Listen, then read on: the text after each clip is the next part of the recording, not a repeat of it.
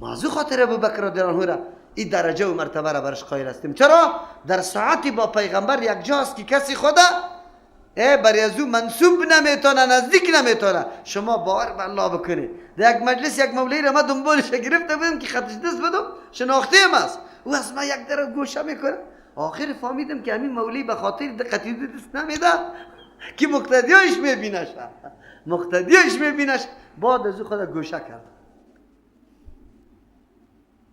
الله متعال این صحابه را به می خاطر میگه. چی امتیاز داره؟ امتیازش است فقیر مسکین هیچ چیز نداره، خو نفس خود قربان از دین میکنه در اول مرحله. و اذا جاءک وقتی که برات بیای پیغمبر علیه السلام، قدر و قیمتی مردم ها را بشناسی، پیغمبری الله، الذین مردمایی که یؤمنون عقیده داره به آیاتنا، به توحید ما، به دلایل یکتاپرستی ما، فقل از طرف ما برشان بگو سلام علیکم. این سلام چیز خوش آمدید، خوش باشه. این سلام چیز بگوی بشارت و مجده است. مثل که ما میگیم سیبنچی مسری تو، چی میگیم برش؟ شیرینی مسری تو. چی میگیم؟ یک کسی که یک خبری خوش برات میاد چی میگیم؟ نه چی میگیم؟ شیرینی مسری تو. سلام علیکم، شیرینی مسری شما. پیغمبر علیه السلام میگه شیرینی مسری شما، شیرینی مرا بده. این سلام شیرینی است. چرا بدیم؟ کتب ربکم علی نفسه الرحمه، نوشته کرده مقرر کرده الله بالای نفس خود، بلا کیف، بالای نفسی که لایق شان الله است، رحمت برای شما و نعمت نوشته کرده. چه رقم نوشته کرده؟ انه قانون گذاشته که من عمل، کسی که عمل میکنه، منکم از جمع شما محترما، چی را عمل میکنه؟ سوءن کاری بد، زشته، به جهالت، در حالی که از عاقبتش بخبر است، نادان است، کاری زشت انجام داده، گناه انجام داده. ثم تاب من بعد از رجوع میکنه پس از امی کاری زشت خود، و اصلح در آینده خود اصلاح میکنه، فانه غفور رحیم، الله برش مهربان است، گناهش معاف میکنه، رحیم است، محو میکنه اثر گناه را زیاده. بشارت بزرگ است یا نه؟ با او مردمایی که با امر پیغمبر زندگی میکنه، اول شیرینی را پیغمبر بالای از یا میخوره که اگر شما مرتکب جنایت و گناه شوی، الله متعال باز شما توبه کنی، الله قبول میکنه. خلاص. دوم، فقل سلام علیکم، این سلام از جانب الله است. ای پیغمبر، مردمایی که در گرد و بری توست دفاع دین میکنه، دعوت حق پذیرفته، وقتی که میاد برش پیشید، فقل سلام علیکم، بگو از جانب الله سلامتی است بالای شما از هر نوع آفات. کدام آفاتی که بالای کفار میاد بالای شما نمیاد، خبر برشان بده. یا سلام علیکم، سلامتی بالای شماست، رایی را انتخاب کرده که هیچ نوع خطر نداره، سالم. امیر خبرش پیام برسان که بس دیگه شما رایی را انتخاب کرده که بالکل سالم است، خطر برش مواجه نیست. بعضی مفسرین میگه که اینجا سلام به معنی دعاست.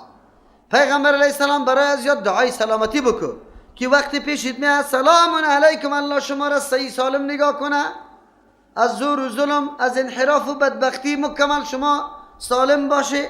کلی احتمالات وجود داره. خب کل احتمالات دلالت بالای فوقیت و بلندی مرتبه کی میکنه؟ امی طایفه فقیر، امی غلام، امی کی فقط در مجلس پیامبر صلی الله علیه وسلم خدا لازم کرده، نوکری پیامبر شده، نوکری دین شده، دین. دوم اعتراض، و کذالک نفصل الآیات، اینمی قسم ما بیان میکنیم واضح آیات دلایل توحید. چرا؟ به خاطر که حق واضح شوه، رای مؤمنا واضح شوه، ولی تستبین سبیل المجرمین، رای مسلمانان علیده و رای مجرمین علیده مکمل جدا شوه. این عقبه دوم است. عقبه دوم میفهمید؟ دوم اعتراض سرد میکنه مولوی سے متوکل، امی هر آیت می چسبانه توحید.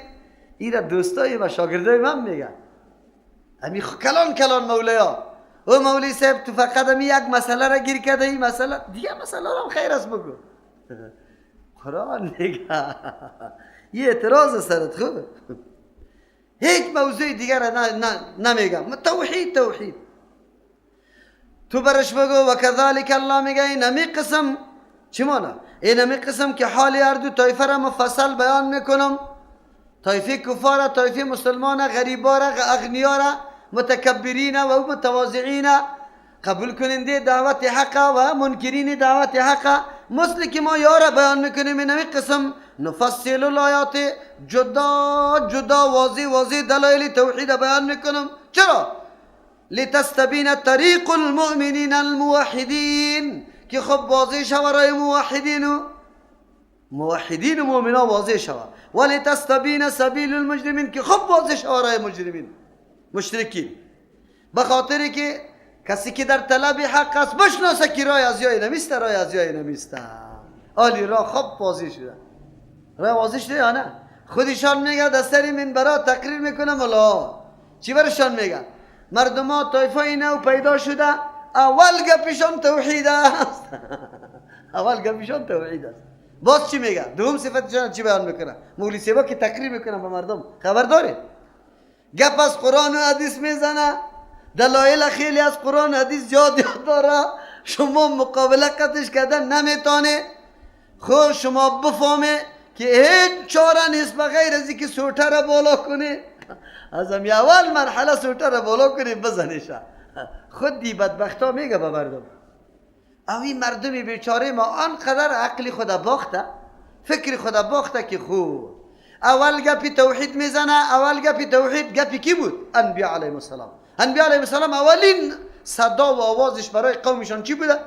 ان اعبدوا الله واجتنبوا الطاغوت بس امی آوازشان بود مردمی بیچاره خبر نداره خب دوم باز برات میگه گپ از کی میزنه؟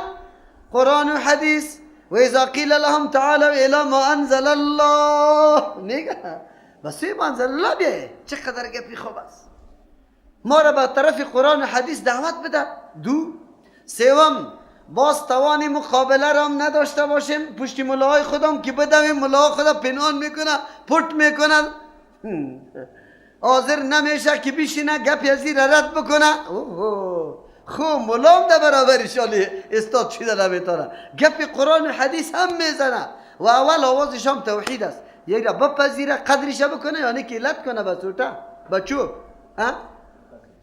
بپذیره مردم عوام ما بیچاره از اول بر ذهنشان گذاشته شده ترجمه قرآن که میگفتم در یک منطقه یک مولوی صاحب پیش از ما تیر شده بود این ریش سفیدا همینطور میکردن من چرا ترجمه که ختم شد از پیش سوال کردم که ریش سفیدا شما خیلی همینطور کله را شور دادی خیلی گپی افسوسی بود گفت عجیب گفت مولوی صاحب اینجا مولوی سابقی ما برای ما گفته بود که اینی علامهش هست گفت ما میگفتیم در انتظار بدیم که راستی اگر کسی بیایی طور بکنه بس دیگه تبر باید بگیریم چوب خود چی کنیم چوب خونه میکشش اینطور زود تبر بگیریم آلی گفت فهمیدیم که سیکو چقدر جفاسته و این ملا گفت و یکی دیگهش گفت که من سر به خاطر شور دادم که این ملا همیالی دگیرم میامد که چوب در جانی ازی شروع میکردم یعنی که یک دفعه میفهمید که چطور است عجیب است اعتراضشان چیست؟ غیر از مسئله توحید دیگر یاد نداره غیر از مسئله توحید الله چی جواب میگه؟ قل بگوی پیامبر علیه السلام اینی نهیتو من شدم ان اعبد الذین تدعون که عبادت کنم و معبودایی را که شما آواز میدید وقتی حاجتا و مشکلاتتان من دون الله بغیر از الله وقتی مشکل مواجه میشی یا پیران پیر صاحب یا سخی صاحب یا تور بابا شړی بابا چلگزی بابای قدر زیاد است که برزان نکن هر منطقه به خود بابا داره من نشدم اگر خدا بکشیم هر قدر که اضراب بکنیم بیایه جرگه ها جور کنی کاکا را بیاره ماما را سرم بیاره نه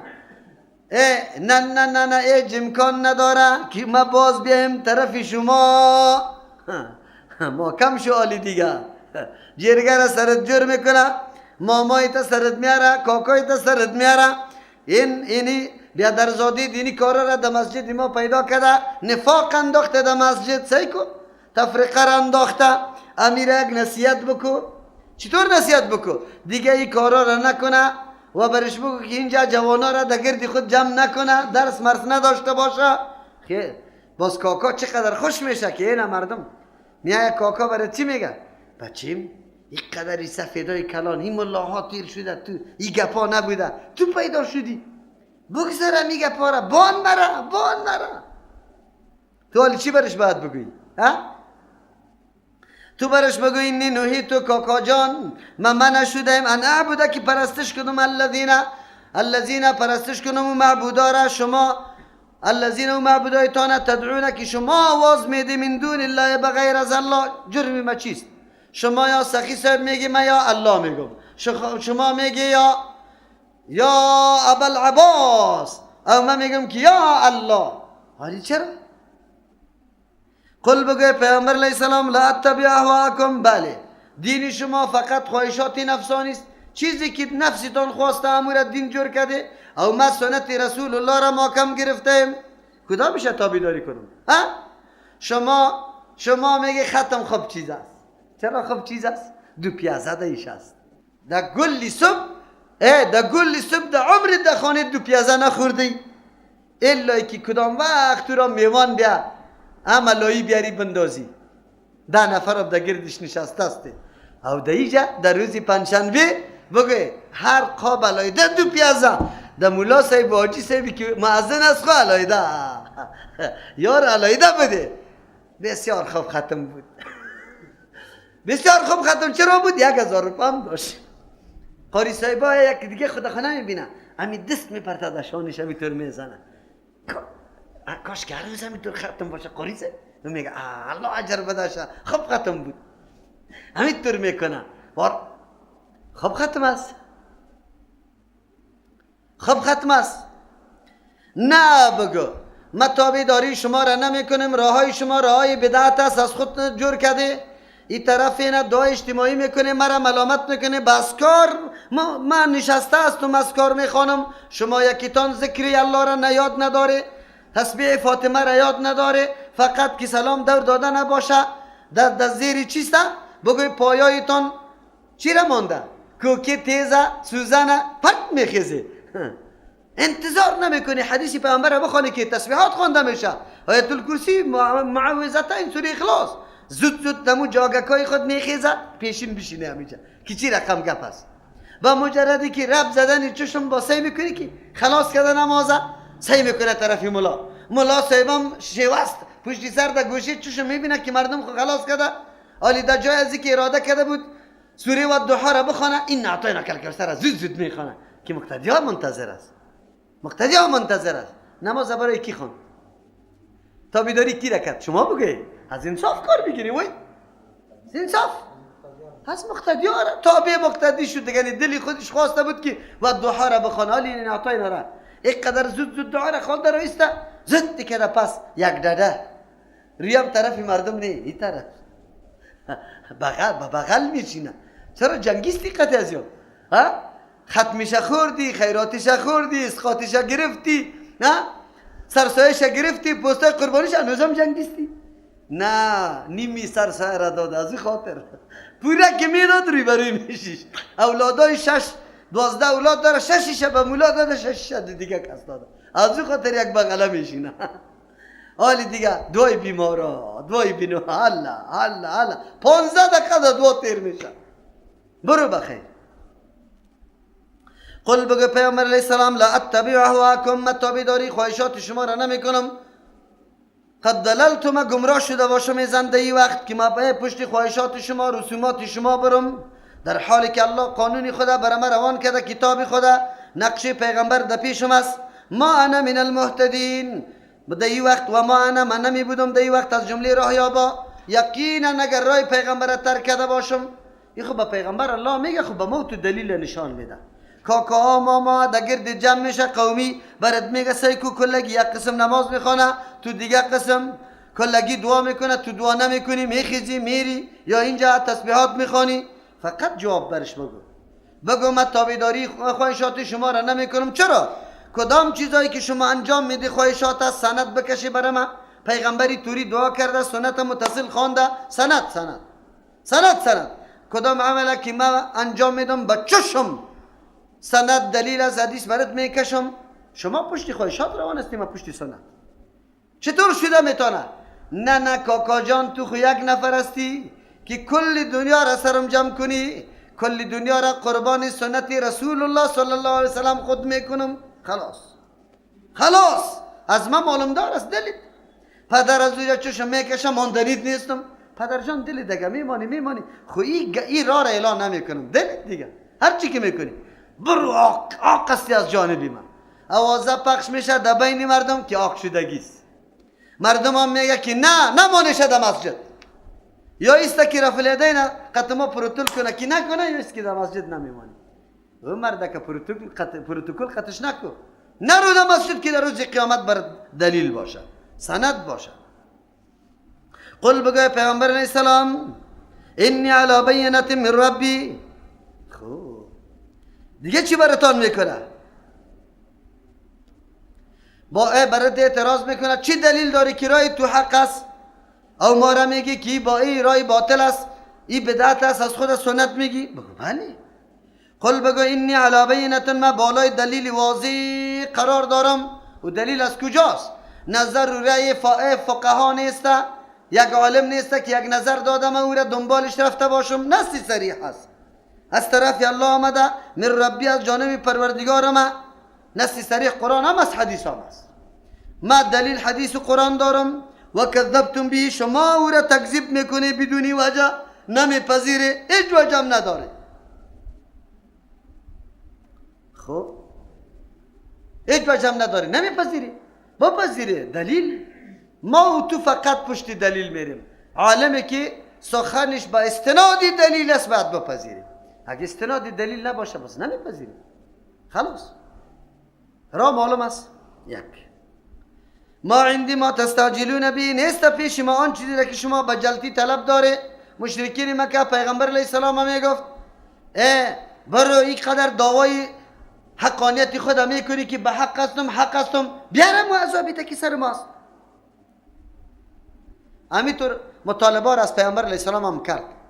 یک ملک به نام ملک الجبال یاد بکنه، الله متعال روان کرد. با پیغمبر علیه السلام فرمان داد که پیغمبر چطور کنم قومی تا؟ بالا کنم بزنم؟ یعنی که باشه.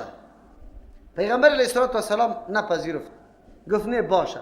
شاید اگر خودی از جا نپذیره، این عقیده توحید اولادایش بپذیره. پیغمبر بسیار مهربان رؤوف پیغمبر است. این الحکم الا لله، تمام اختیارات حکم اگر او تکوینی است اگر تشریعی است فقط برای الله متعال است. حکم تکوینی روز میاره، شب میاره، سرد میسازه، گرم میسازه، کسی را میمیرانه، کسی را رزق زیاد میده، کم میده، کلش اختیاری کیست؟ الله. حکم تکوینی را هم الله میکنه، کسی اختیار نداره. اگر الله بخواه کسی را وفات میکنه وفات میکنه. اراده الله را کسی دور دادنی نیست.